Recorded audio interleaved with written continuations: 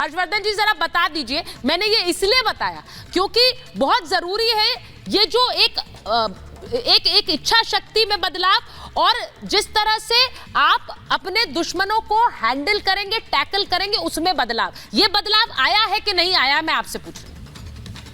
देखिए सुचेता, सबसे पहले तो एक मेजर गौरव को सिर्फ पाकिस्तान में नहीं और सिर्फ उसी विषय पर नहीं, हर विषय पर लोग खूब सुनना चाहते हैं, लेकिन अब थोड़ा सा हिस्सा उनका मैं ले लेता हूँ।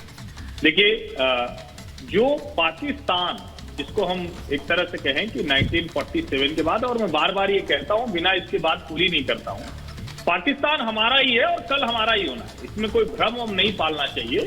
वो जिस बुनियाद पर गया था, वो बुनियाद पहले थोड़ी सीलन आई, फिर वो दलदल बना और उस दलदल में धंस रहा है। उसको धंसने में कितना समय लगेगा उस इस्लामिक मुल्क को, बस यही देखना है। धंसना तय है और जब धंस जाएगा तो भारत का हिस्सा फिर से बन जाएगा। लेकिन चूंकि हमारा ही हिस्सा था, हमें आंख दिखाता था, हम बार बार ही कहते थे कि हमारा अपना भाई है, घर का नुकसान कर देगा, लोगों में युद्ध हो जाएगा, और ये जो फियर साइकोसिस थी, ये इतनी खतरनाक तरीके से हमारे राजनेताओं पर थी, उसको एक बार तोड़ा इंदिरा जी ने। वो देश की महान नेता थी और हम सबको उनका सम्मान। exactly. उसके बाद वो ज्यादा गहरे हो गया और उतना गहरे हो गया कि हम प्रतिदिन जो जिसको हम एलओसी कहते हैं, वहां रोज थोड़ी सी फायरिंग हुई तो हम डरने लगते थे कि अरे युद्ध हो जाएगा तो क्या होगा। फिर वो 5 किलो वाले जो परमाणु बम है वो हमें डराने लगे। नरेंद्र मोदी ने इसको पूरी तरह से ध्वस्त कर दिया।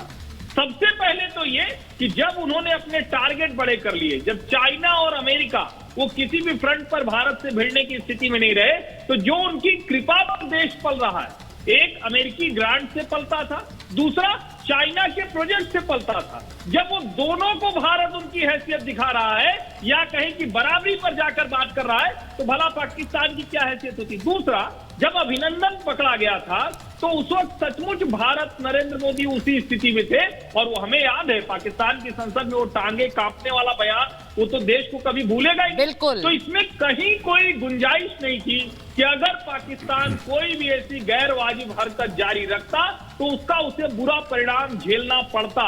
और ये इमरान खान हो या नवाज शरीफ, वो दोनों स्वीकार करते हैं। सबसे जो अच्छी बात इस दौरान हुई है, अमेरिका से ग्रांट नहीं मिलती है तो आतंकवादी थोड़े कम हो गए। और ये जरा ये जो अननोन गनमैन है, इनके बारे में मेजर गौरव आर्यन से पूछिए कि ये कौन लोग हैं जो आजकल रोज ही एक दो ठोक देते हैं। ये भी समझ में नहीं आ रहा है, लेकिन डिप्लोमेसी का एक बड़ा हिस्सा मुझे लगता है मेजर आर्य, हमने जो बात मैंने कही है वो उसको लेकर बहुत सारे लोग क्रिटिसाइज करते हैं कि प्रधानमंत्री तो मिलने चले गए थे, पाकिस्तान चले गए थे। मुझे ऐसा लगता है कि प्रधानमंत्री ने एक कोशिश की, लेकिन उसके बाद जब ये जिस तरह से पाकिस्तान का एक रवैया जब हमने देखा, वो पुलवामा और उरी, और उसके बाद जो पिछले कई सालों का एक स्टैंड ऑफ है, उस पर भारत बना हुआ है, आप उसे कैसे देखते हैं, पाकिस्तान को उसकी जगह दिखाने के? देखिए सुजाता, दो बातें हैं। हाँ।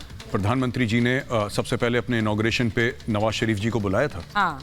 नवाज शरीफ साहब के घर में जब एक लड़की की शादी थी तो उसमें भी अचानक प्रधानमंत्री मोदी गए। जब पठानकोट पे अटैक हुआ तो वहां पे पाकिस्तान की आईएसआई की टीम, जो लोगों ने मना करा, प्रधानमंत्री, देखिए पीएम का आरएसएस का बैकग्राउंड है, प्रधानमंत्री एक राइट विंग नेशनलिस्ट पार्टी के हेड हैं, भारत के हेड हैं, सब जानते हैं आइडियोलॉजी प्रधानमंत्री की क्या है। उसके बावजूद उन्होंने पाकिस्तान को रीच आउट करा कि एक बार अमन को मौका मिलना चाहिए, शांति को मौका मिलना। इन्होंने ये भी बोला कि आइए हम लोग आपस में जंग लड़ते हैं लेकिन गरीबी को हटाने के लिए। बड़ा फेमस बयान है नरेंद्र मोदी जी का, जब पाकिस्तानियों को बोला था कि आइए हम जंग लड़ते हैं गरीबी हटाने के लिए, गुर्बत हटाने के लिए, बेरोजगारी हटाने के लिए। तो पाकिस्तान में उस वक्त बड़ा अप्रिशिएट करा गया था बयान। लेकिन क्या है कि पाकिस्तान का जो प्राइम मिनिस्टर है, he is not accountable to the people of Pakistan. उनकी कोई जिम्मेदारी नहीं है पाकिस्तान, लेकिन भारत के प्रधानमंत्री की है, क्योंकि भारत के प्रधानमंत्री इलेक्ट होकर आते हैं, वहां के प्रधानमंत्री सेलेक्ट होकर आते हैं। तो ये तो होना ही था। जब आप ज्यादा धक्का देंगे तो भारत भी धक्का देगा, और धक्का दिया भारत ने, बस इतनी सी बात है। और मैं यही कहती हूँ कि धक्का वो तभी देता है जब आपकी तरफ से पहला वार होता है, वरना हम धक्का देने नहीं, हम संभालने में विश्वास रखते हैं। ये भारत की सोच है। मुझे लगता है इसी के साथ, क्योंकि आगे अभी इसमें क्या होना है, भारत ने कोई बयान नहीं दिया अभी तक, लेकिन ये बिल्कुल साफ है कि हम रवैया अपना वैसा ही अपनाते हैं जैसा सामने वाले का होगा। बहुत बहुत धन्यवाद आप सबका महाभारत में जुड़ने के लिए।